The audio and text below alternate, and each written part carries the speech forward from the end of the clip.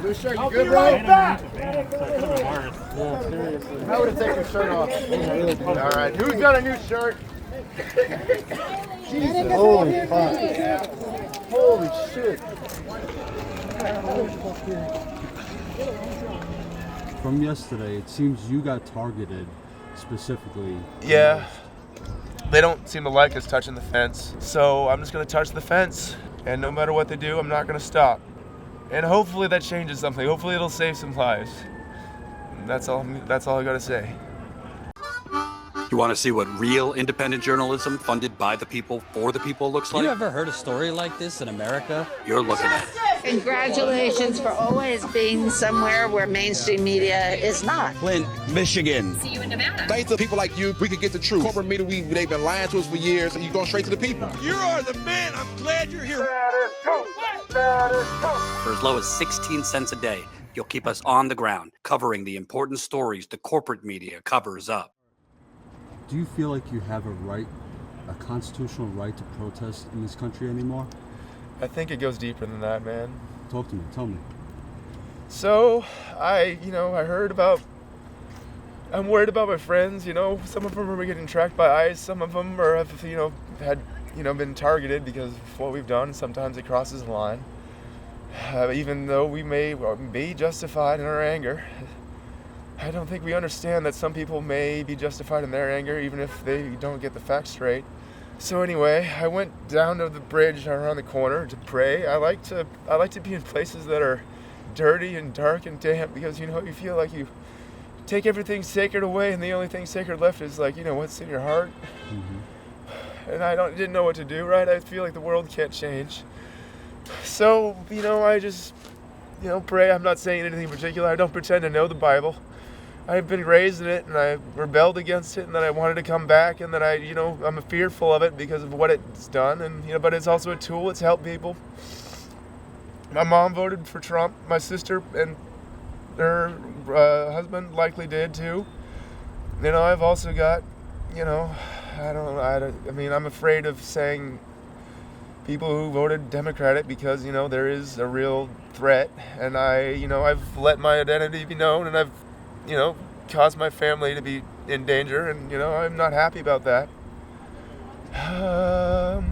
It seems, from yesterday, it seems you got targeted specifically. Yeah.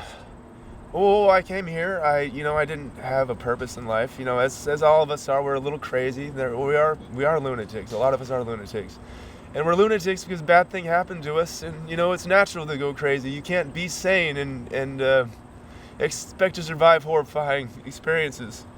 So, that's what happens. Every crazy person on the street, every right-winger thumping a Bible, waving a flag, is a lunatic because something happened to them.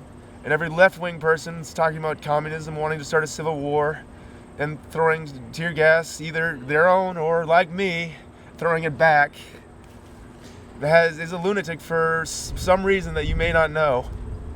And so we have to have grace and faith that things will turn out right, and we have to be brave. We can't be stupid. I don't want anyone to get hurt, and I know I've had low self-esteem and low value of my life. I know my life is worth something, but it's not worth the whole world.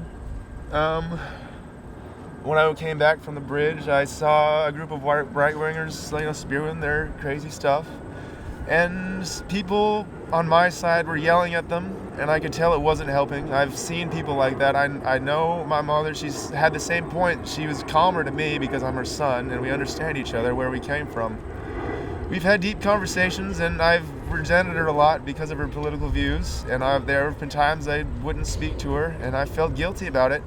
I keep coming back, and then, it's hard to forgive someone for something that seems unforgivable. We have to understand it's not our place.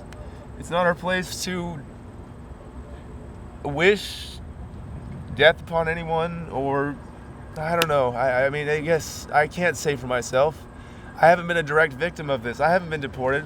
My family up until now was safe.